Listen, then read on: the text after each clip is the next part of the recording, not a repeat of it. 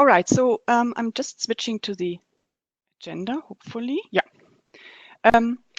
So I'm just going to do a short introduction to give you an overview of the background of CDI. CDI obviously has a context. It's not just something that we had an idea and just did it suddenly. It's very much part of our considerations for the future of discovery. We need to be future ready. There are lots of changes happening in the market and everywhere, which we need to take into account, and CDI is very much part of and of our plans for the future. So I'm talk a little bit about this.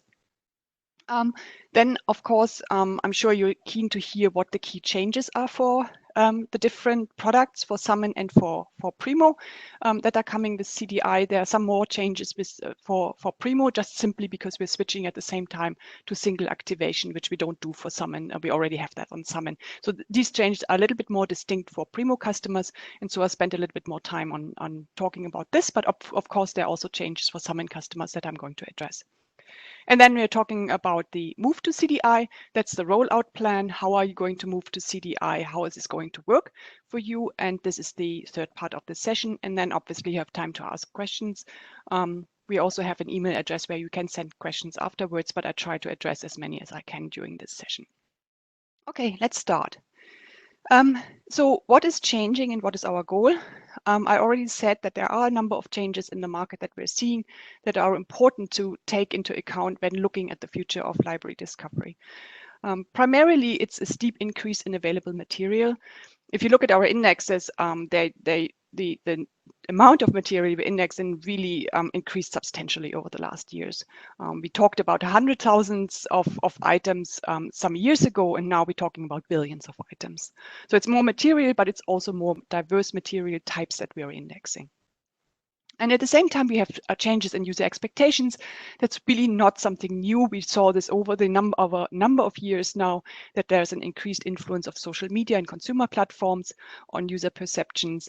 We have a new generation, obviously, coming to universities. But now we're also seeing a lot of people who grew up with social media coming out of universities, just becoming researchers, having a career in academia, etc. So it's really across the board.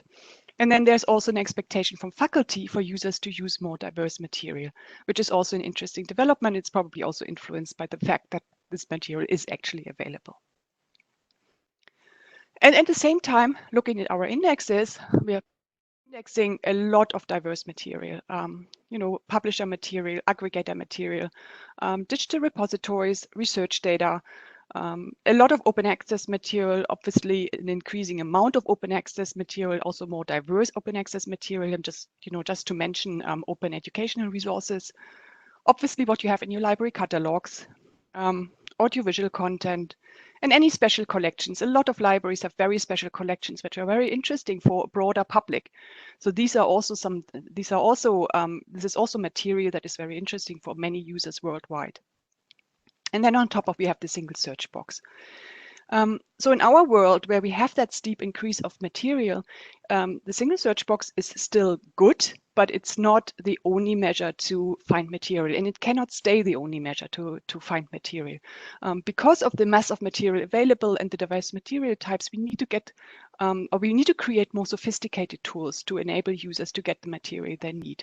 Not just the single search box. The single search box, of course, remains very important, but we need more sophisticated tools on top of the single search box to enable users to find the material and a little bit deeper into data to learn more about their topics and find material on the way, basically.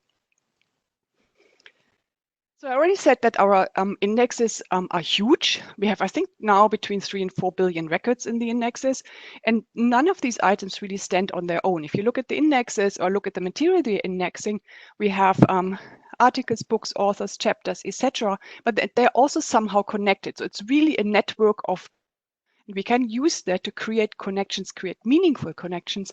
And that will enable us to, first of all, create context around material. And secondly, also to offer new discovery paths. And I have a typo in here that I need to fix. So it's about going beyond the one search box, and the connection network that we have in our systems will enable us to do that. We already started doing that. We're adding more and more what we call smart services to discovery, and that is something that we want to increase in future and make it also sensitive to the user's discipline and other factors that are important to users for finding their material. And this is really where CDI is coming in. There are two main reasons why we decided to go for a new discovery index. The first one is operational efficiency, of course. We have two indexes. We have the Primo Central Index and the Summon Index. Both need to be maintained, they need to be populated, etc. So for operational efficiency for us, it's also better to have only one index, but that's not the only reason. It's provide us the opportunity to have quicker updates and faster ingest, and in future we can focus more on other areas like data quality than just to ingest the data in the two different indexes. We need scalability. I already talked about the steep increase of data. We need really a scalable index. We need new technologies. We need the newest infrastructure. And that's really all what CDI is providing. And as the third point here, we have an integral graph database to create and store contextual relations. And that's coming back to creating new discovery paths based on relations, based on the relation network. So a lot more focus with CDI is on data intelligence, and that's creating for us services based on contextual relations that I already mentioned. Exploration with formal and informal relationships, but also more context around material and glanceability. And that's really where the future is, where we're moving to. More context, more glanceability, more smart services that provide contextual relations and provide users with the option or opportunity to find material without just running searches. So how does this look like? We have Summon and both are accessing the Central Discovery Index, CDI, which is currently has already more than 3 billion records, but this is increasing very fast. Then we have the local data. In the case of Summon, the local data is indexed directly in the central index. That's the same as today.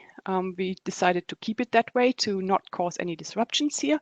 In Primo, it's the other way around. In Primo, it's today also separate, and we will maintain it as a separate index or separate indexes with CDI. So this is going to remain the same.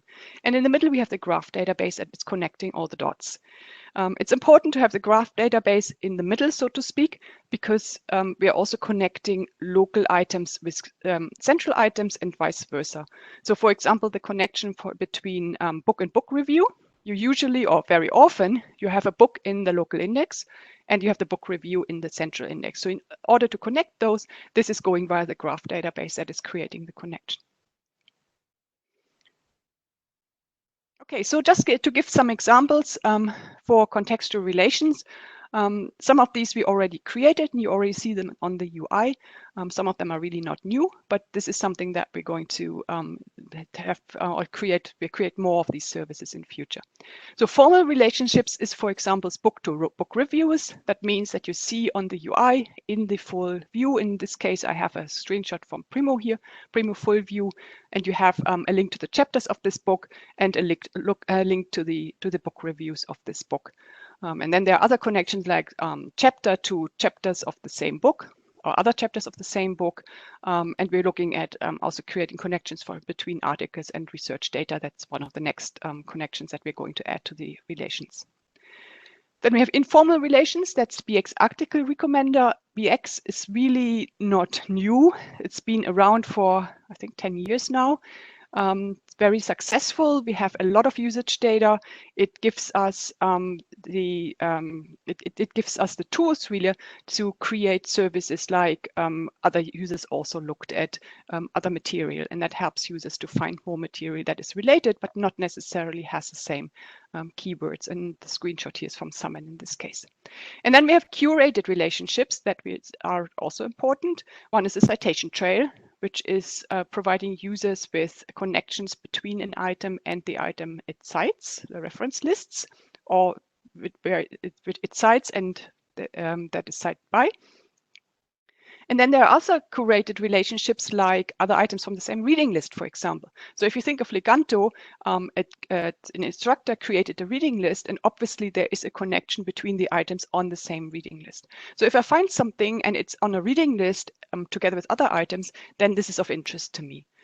So other items from the same reading list is also a connection. And then from collection discovery, other items of the same collection. And obviously this is curated by librarians.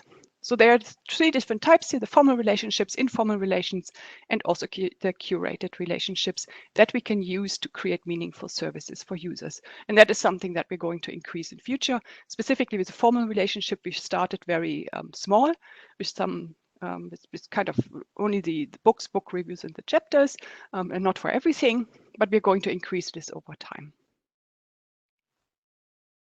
Okay, so just as a summary of this introductory part, what is CDI? It's really for us connected to the future of library discovery, of our discovery systems. It's a new scalable index. It makes sure that we can actually deal with all the content that is coming our way in the next years, and it's a lot. And it's providing us with operational efficiency. It's also providing us with the option to create new discovery paths, or the ability to create new discovery paths to deal with the increase of data and the different material types. It has a focus on data intelligence. It's creating context and learning, and also serendipity and discovery beyond just the one search box. And I'd like to emphasize again that one search box is important, will stay important. We have a big focus on constantly improving our search and ranking abilities, but it cannot stay just the only way to find resources, because we are just living in a world with so many different resources, with so many resources, and it's just not the only way to discover things. And then finally, we need to also look into the future for other things. So for example, we're looking at the moment at how we need to change in the future our fulfillment framework.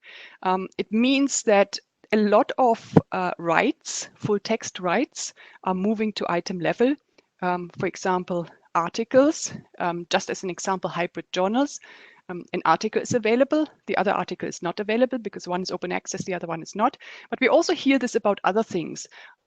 You know, individual things are being sold, or rights are being sold, and this needs to be reflected on the discovery system. So we have an analysis project for next year to look at our fulfillment framework and see how this needs to change to actually accommodate all these different changes that are taking place here in terms of fulfillment.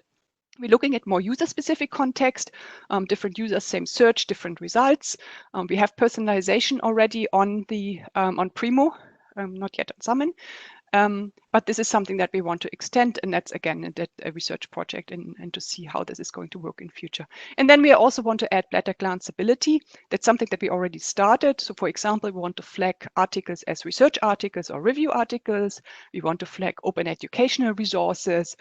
We already flag open access collections or open access content. We had some requests to flag primary sources.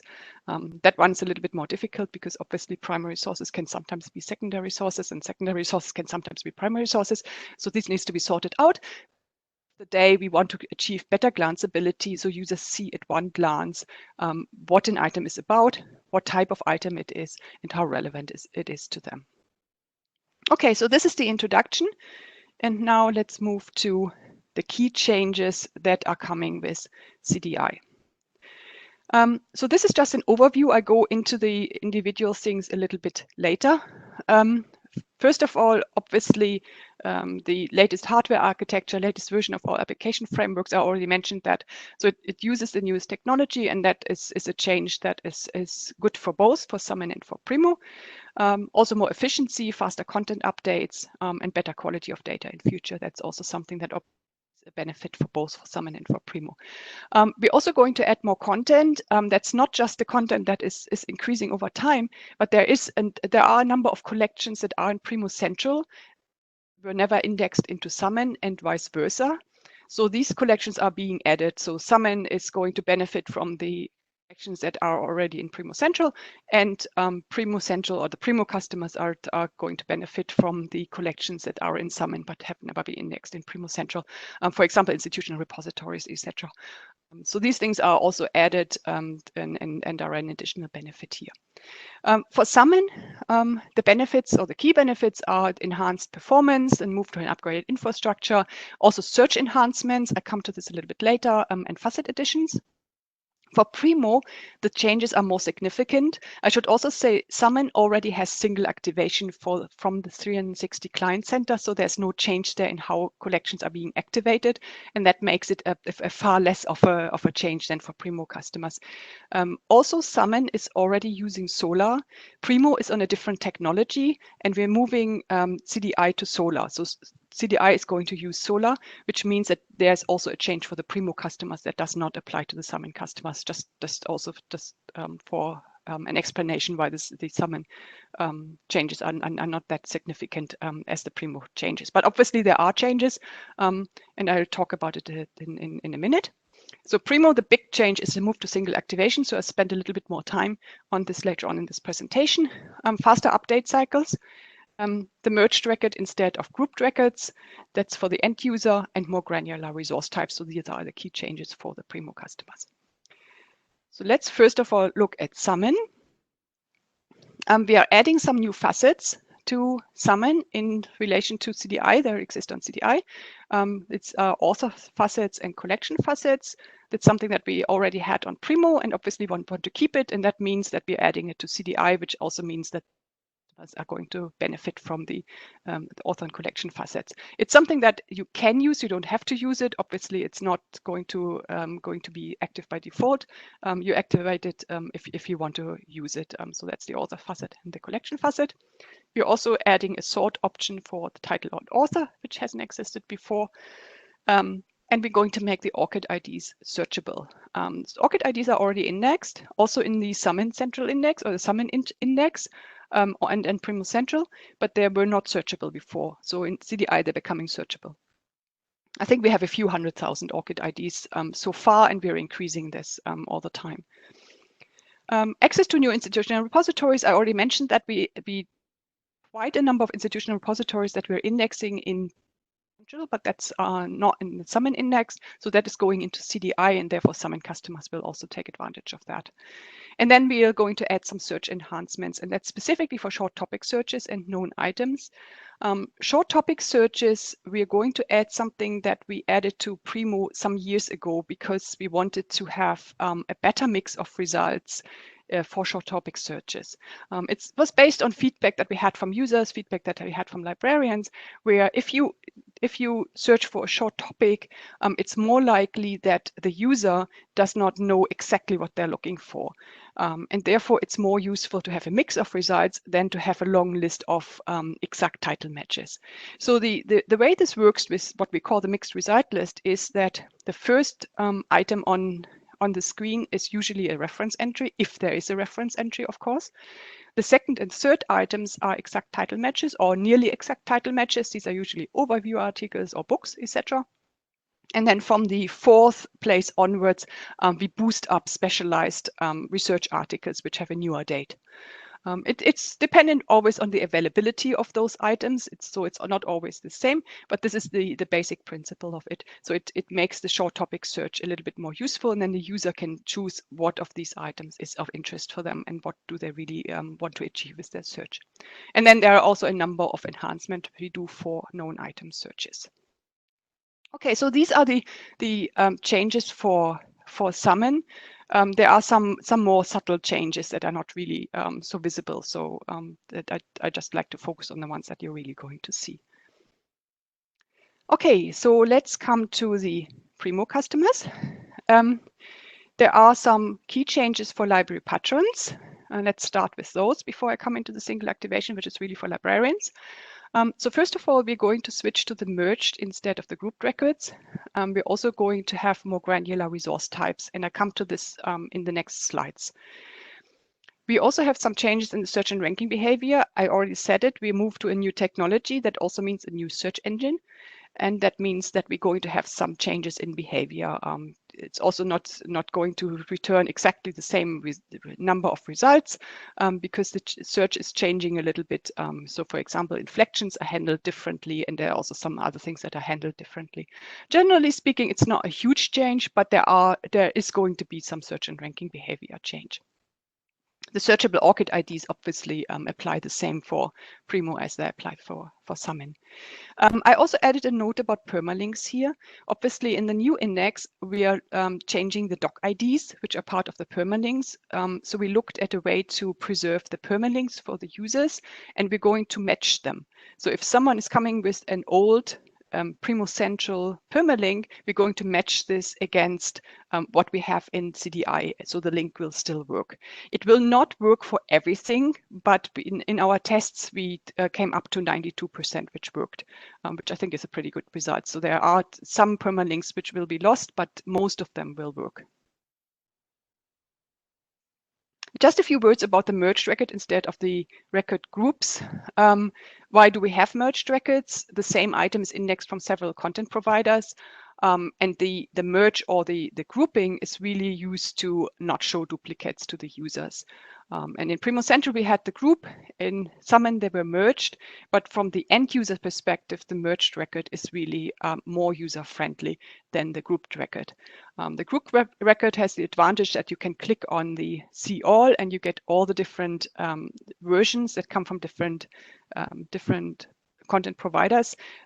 But that's for users pretty irrelevant. It's really for analysis, it's fine and it's great, but it's for the user, and that's really from the user perspective, it's not so great. The merged record is actually quite good for them and much better here. So I just put an example here for screenshots. I'm pretty sure that you all know what that is, the merge instead of the merge and the group record. So I'm not going to go into any more detail here. I hope you had the opportunity to listen into the webinar that Tyler gave a couple of weeks ago about the match and merge story.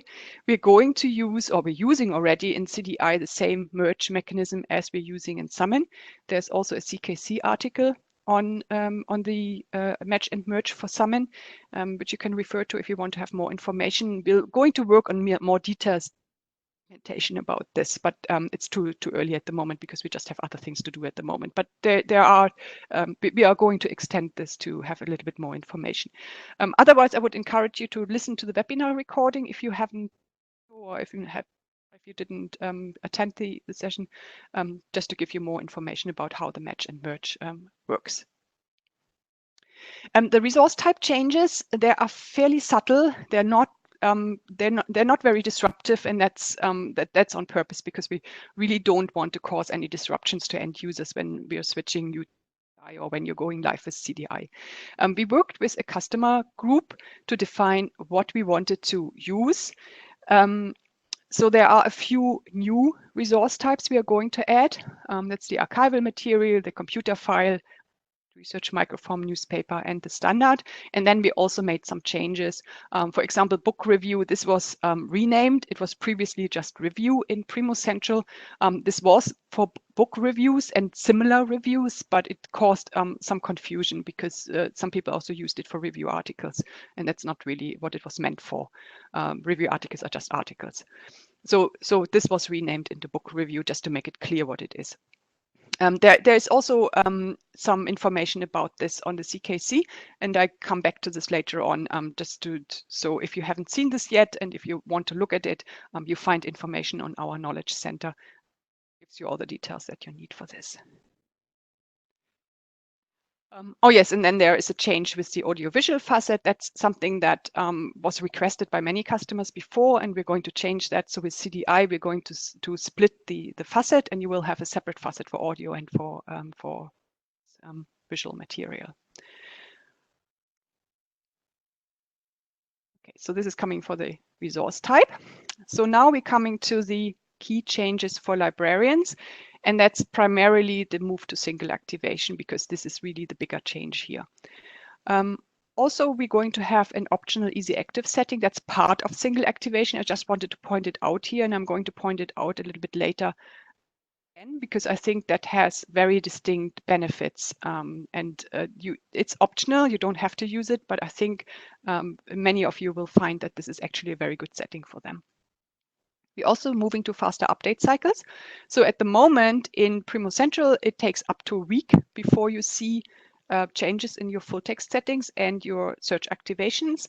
In CDI, it will be up to 48 hours. In many cases, it's earlier, but it may last 48 hours in some cases. So that's the time. Okay, let's look at what single activation actually is, because we kind of using the term all the time, and we kind of think that everybody knows what it is, but actually I found that not everybody knows what it is. So I added some slides here just to make it clear what we're actually talking about. So the current flow, this is the current flow. You manage the full text rights on Alma or SFX on the you activate collections there for full text. In Alma, you also do the entire acquisition process. So this is all managed on Alma or on SFX. And then you manage the search rights, meaning you activate collections for search in the Primo Central institutional profile. So the institutional profile is a completely separate interface. I put a screenshot on the bottom. This is where you go and you activate collections for search. It's completely unrelated to Alma or SFX. There's no connection whatsoever between both. It's really two completely different processes. And then that's being fed into Primo Central, and Primo is accessing Primo Central to the rights or to show availability and to filter the search by available. So what is changing here? The new flow in CDI, we have full text rights and search rights both being managed by Alma or also SFX. That means that you only go into one interface. You manage your collections in only one interface. This is why it's called single activation. It's not the dual activation anymore via two different interfaces. You have it on one interface.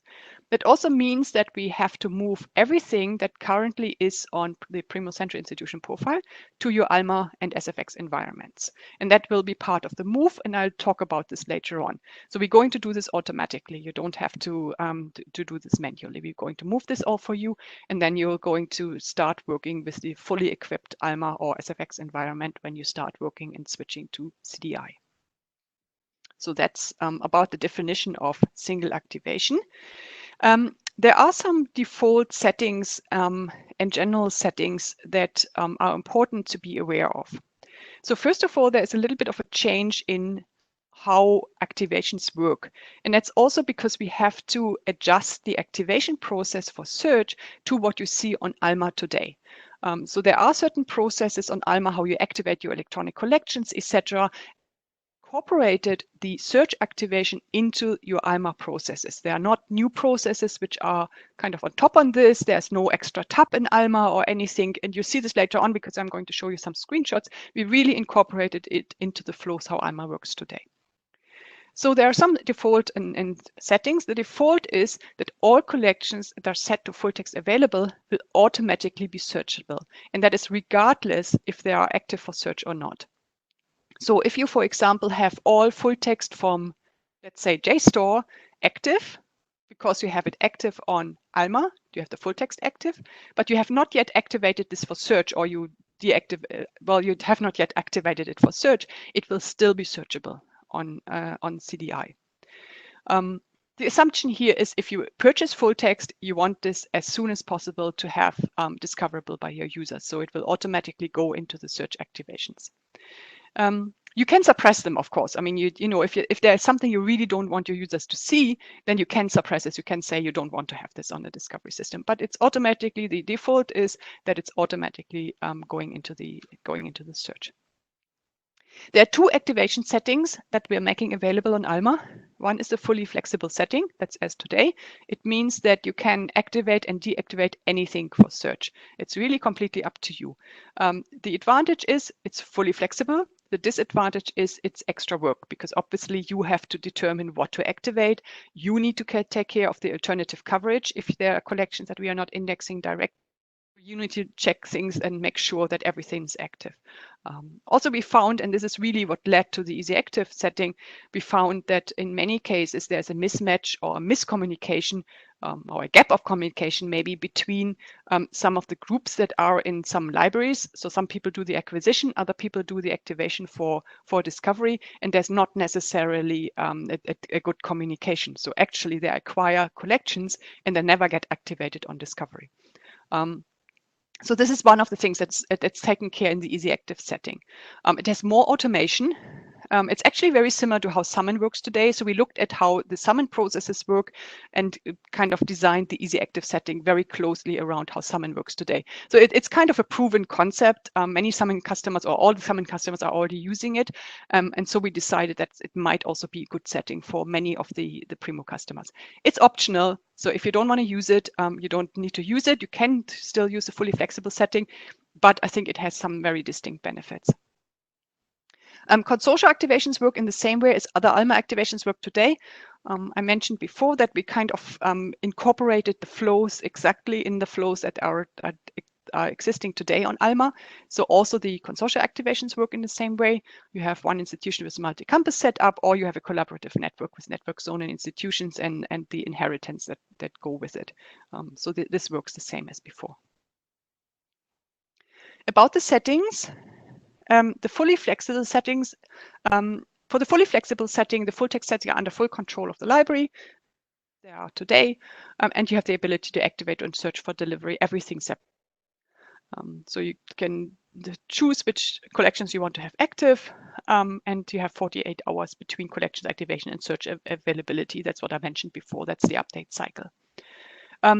The fully flexible setting is what you all get when you're moving from Primo Central to CDI. So we're moving the activations in the fully flexible setting. And then you can later switch to EasyActive if you choose to. So that's really, as I said before, that it's optional, but it's something that we recommend that you consider for later. But first of all, we're going to move you with the fully flexible model because this is what you have today. And I know that many of you also like the flexibility. So we don't want to impose anything.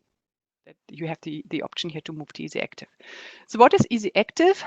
Again, the full text settings are under full control of the library. You're fully flexible, so to speak, with your full text settings. That's not something that EasyActive is touching. But everything, with some exceptions, will automatically be searchable. So there's no separate search anywhere for the separate collections. The collection will be available to users immediately after ingest. I think that is one of the advantages here. There is no, there's no communication needed between different teams. We ingest collections, they're being searchable. And there's also no delay with activating collections for search. And the broken link that I mentioned on the slide here is that what I heard about, the mismatch or the miscommunication between different groups, where there is content acquired, but it's not necessarily being activated or not very quickly anyway for being available to the patrons. So this will be automatically taken care of here. If you filter your first search by availability, and the majority of our customers do, so if users go into Primo, they search something, they will first of all only see what is available, and then they click on the expand beyond the library collection if they want to see more. So what is available is really under your control because this is the full text settings. And then if you expand, then they see everything else, what is in the index. Some exceptions apply. That's obviously subscribed ANI databases like Scopus, Web of Science, etc. You have to pay for them in order to enable them. And then there are some collections with very specialized content that are really only relevant for specific regions or institutions. And these, it's only a handful, it's not a lot, but we decided not to activate them by default because they're not really relevant for the majority of the customers. And the reference collections. The reason for the reference collections is that they are often swamp the result list specifically for short topic searches. So we didn't want to make them just activate them by default. So that's again something that you can activate. A list of those databases will of course become available. So if you switch to the EasyActive setting, you will know which ones you need to activate separately, and all the other ones are being activated by default. Again, it's a summon model, really, how summon works today. There are some distinct benefits. I think I already mentioned all of them. It's less work, basically, less coordination and less forgotten activations. No separate activation for search, and no calculation for alternative coverage. This is the other feedback that I had. It's some people find it cumbersome to look at the alternative coverage, but if you're fully flexible, then there's no way around it. Can't automatically activate anything for you. If you're in the fully flexible model, then you need to activate or make the choice of what you want to activate and not activate. So this is something that is going away with CDI, with the EasyActive CDI setting. So you can actually do this automatically, and you can focus on the full text rather than just the search. It's really a proven concept. Again, it's already kind of used by summon. It's not exactly the same, but it's very, very close to how summon activations work today. And it's a recommendation from our side. It's a recommendation really for all libraries who are filtering the default search by availability, and therefore don't really take advantage of the fully flexibility anyway. Anyway, something for you to consider. It's optional, it's not compulsory, but we would recommend that you do that to really overcome a lot of issues that there are today. Okay, some more words about the single activation. We added a new role for CDI activation to Alma. That's the CDI inventory operator. The CDI inventory operator can perform actions that apply to CDI only. There are some other actions that are part of single activation, and therefore the electronic inventory operator also has a role to play here. That is specific to CDI and only applies to CDI is something that is done by the CDI inventory operator. That's the activation, deactivation of collections, change the full text settings, and access also the editable fields in the CDI tab. And I'm going to show you this on the UI in a minute. Because it's single activation, we're not activating separately. The actual activation flow is not separate, full text and search. So if the electronic inventory operator activates a collection on Alma, it becomes also active for search in CDI. And that's an automatic setting. It can be deactivated, of course, but this is really what single activation is about. You activate something, it becomes active for full text, becomes active for search. So this is the general flow how it works. But then the CDI inventory operator can do more sophisticated and edit the collections. The role of the CDI inventory operator can be combined with the existing electronic inventory operator. That's actually what we read, because the changes they're making or the tasks they have are very related, but we did have some feedback from some libraries who really wanted to keep that separate.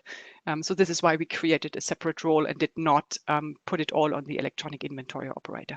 So if you want, you can keep it separate, but if it fits your flows better, just combine it. And that's something that we would recommend just for simplifying the process, basically. Okay, so this is about the roles. Okay, let's look at the UI. There are some changes that we made. Just to repeat it, we really incorporated the search activation for CDI into the normal flows on Alma.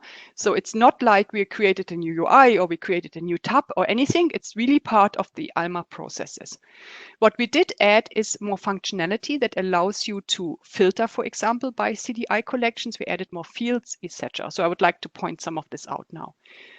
So this is a search result for a simple search, and you see in the orange box on the left-hand side, left bottom side, that we added some facets, CDI search activation, so you can click on the active for search or not activate search in your institution zone. Then we added also fields. These fields are the same that you see today on your institutional profile, on the UI for the institutional profile on Primo Central. Those to Alma. So you see in CDI, yes, active for search in CDI, yes, CDI search rights, CDI full text rights, and CDI full text linking. So it's exactly the same you see on the current UI, but we just moved it here too, so you see it here as well. And then you have some functions directly on the UI here, which is deactivate for search in this case because it's already active for search. But if it's not active for search, then you see here also active for search, and there are some other functions here. But this is the main function. We added some new filters to the advanced search on Alma. So you can filter your search by in CDI, CDI search rights, and CDI full text rights. to make to basically adjust your search. We added a new tab to the electronic collections editor. As you can see here on the right-hand side, it's with my little red circle. So you have the searchable, not searchable here, and then you have also other information on the bottom and some functions. So on the bottom, you, for example, you'll get the number of records that are indexed here, the update frequency, etc. You can see here that not all of them are, and that's something that's a work in progress.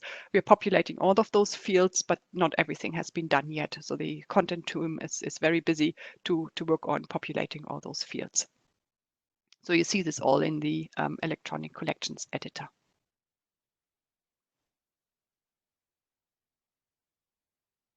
In the activation wizard, again, you're also going to have a new section for the central discovery index.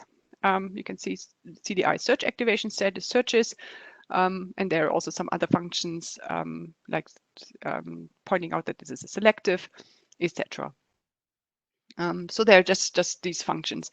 This is just a quick overview of what the UI looks like. Obviously, we are going to publish more information, not just the documentation, but our training team is currently working on some short videos for you, so you can actually recap the information. I know I'm going through this fairly quickly, right? Probably want to look at it in you know, in your own time.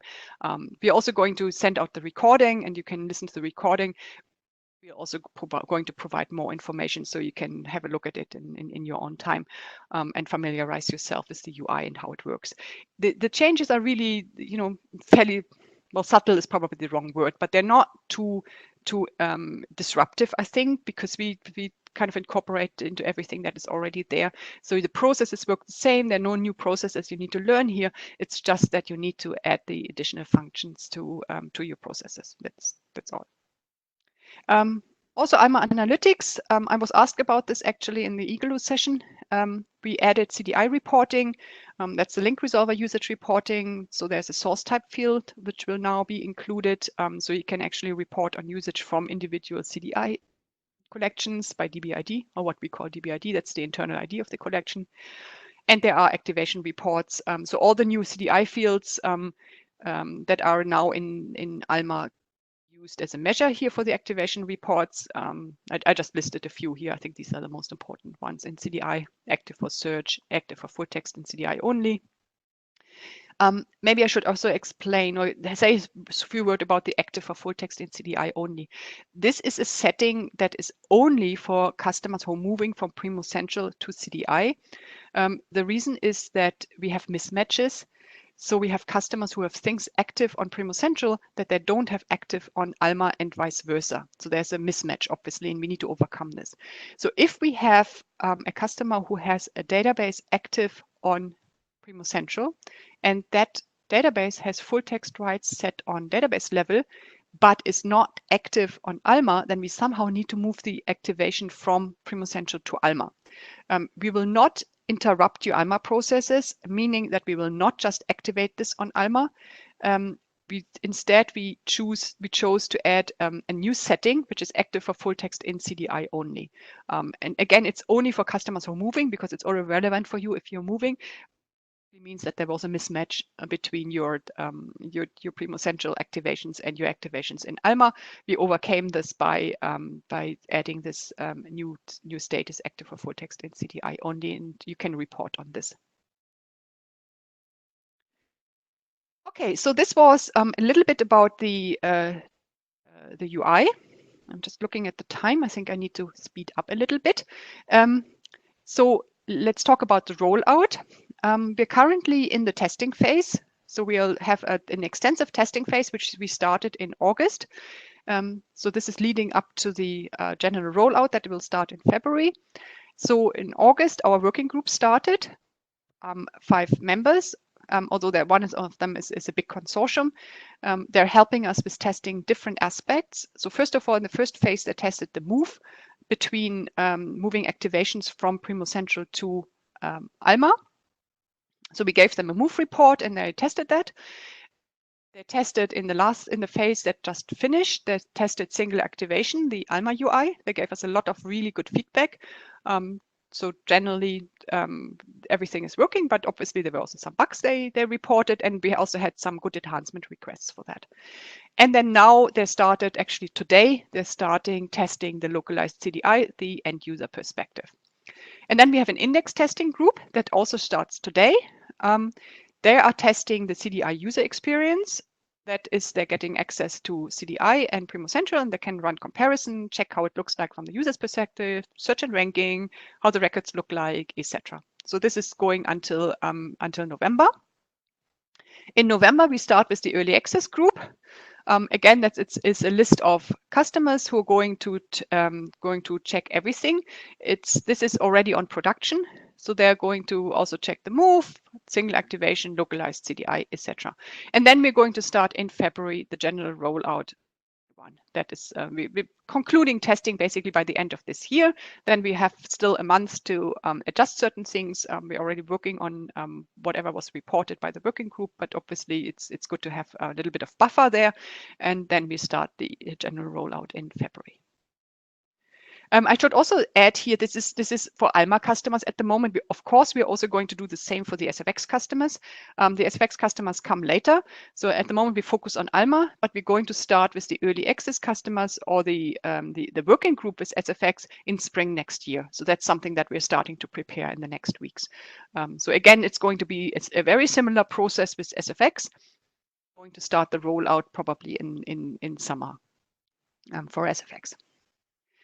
The general customer upgrade is also divided in 3 different parts. I'm going to go into every part also separately, but this is the overview. We start with the CDI enablement. That's in February, March 2020. Then we have an individual switchover phase where you can decide yourself when you want to go live with CDI. And then we're going to have a general switchover when we switch everybody to production who hasn't gone live in the individual switchover phase. So let me just go into more detail here. So the enablement means that we're going to move all existing Primo Central activations to your production Alma environment. All the Alma CDI functions will be enabled on Alma, and Alma will start publishing activations and full text availability to CDI. Once moved, the systems work separately. It's important to point out we're not going to move them twice, so we move them once. If they make activations between February and between going live, you need to do it on both systems. The assumption here is that those activations are being done on Alma anyway. We really just need to do them also on Primo Central as you did before until you go live, and then Primo Central is not relevant anymore. There's no effect on the library patrons because you remain live with Central. You can compare or see and test if you want CDI by adding a parameter to a production URL, which will redirect the search to CDI. So you can actually check it, have a look at it, etc. We're not in a testing stage at that time anymore, but we realize you probably want to look at it and see how it works for you.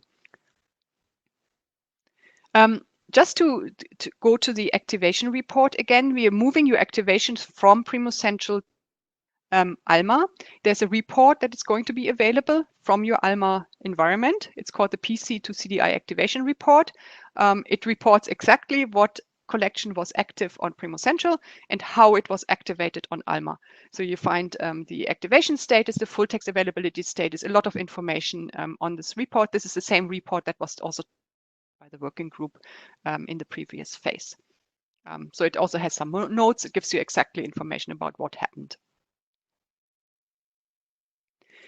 In the individual switchover, you have a flag in your Primo Central institutional profile that allows you to switch to production with CDI. So you can just tick the flag and then you switch to production, and it will trigger the searches in Primo to be directed to CDI. And the Primo Central institution profile becomes read-only. It's just for your information. It's not in use anymore because obviously you don't use Primo Central anymore. And then in the general switchover phase, again, same thing. All Alma customers will be switched to production with CDI without exception. So that's the final the deadline, so to speak. That's July, August next year. And the procedure is the same as using the flag in the Primo Central profile. So these are the 3 phases: the CDI enablement, February, March next year, switch over that gives you time to go into production in any time you like, which is convenient for you and for your users. And then there's a general switch over in July, August. And we have a similar process for the SFX customers. The timeline is obviously for the Alma customers. Just generally, the timelines, we are now in phase 1, so we are still in development for CDI. We're going to switch the first customers into the production environment in November, December. So Primo Alma, it's the early access customers, but all Summon customers will go into production with CDI end of November, beginning of December. We haven't quite pinned it down to the exact timing yet, but this is about when Summon customers will go with CDI. For Summon customers, it's a simple switch because they're already in single activation, etc. So none of these things like moving activation, etc. applies to Summon. Just move into production and just be switched. It's going to happen fairly subtle. You're not going to notice much change, at least the end users. Obviously, we don't want to cause any big disruption for anyone, and especially not for the end users. Then we are going to switch all the Alma and VE customers in February 2020, and that's when the 3 phases come into. We switch the customers into production, and then the same process will be done with the Primo SFX customers. And we also have a few customers who have neither Alma nor SFX, and those will also be switched in the last phase. Just a few notes about consortia. Consortia members are moved together. It's not possible to move individual members of a consortium, so we'll move together. You also have to go into production together. We have some mixed consortia where some members have SFX and some members have Alma. They will move when SFX is ready because, again, they need to move together. Okay, I'm kind of running out of time. So very quickly, there's a lot of information about CDI available on the Customer Knowledge Center. This is for the Primo customers. There's also something for the Summon customers, but obviously not so many things because there's no single activation, etc. So this is a list of things that's already available. We can make more documentation available. We're still working on things and we're extending it over the time, also dependent on what questions we get from customers. I mean, obviously, sometimes we're not thinking of things and questions that you have, things that you might be concerned about. So please inform us if there's something missing. We also have an email address, CDI info, where you can send questions and we'll try to answer it as soon as possible. So that also helps us to see what your concerns are and what you're interested in. So there's an overview, a general FAQ, there's consortia-specific information, there's a rollout plan is published there, single activation, how it works on Alma. And again, we're going to make a video available. It's probably going to be very end of this month or a little bit later. Let's say a little bit later. It's still in production. And then there's also information about the new resource types in CDI. There are 2 recorded webinars. I already mentioned the match and merge story. There's also an overview session, which is from earlier this year. Actually, probably this session here is giving you more of an update because obviously, you know, time moved on. The documentation and short training videos I already mentioned. And I also mentioned the email address CDI info. Please do use it if you have questions, if you have concerns, if you think that what we publish on the CKC is not covering some of your questions. You know, maybe you're a consortium and you have a specific setup that you think or you don't understand how this is being matched, etc. If you have any of those concerns, please send an email to CDI info and we are looking at it and we are aiming to answer your questions, your emails as soon as possible. Okay, that's all I had. So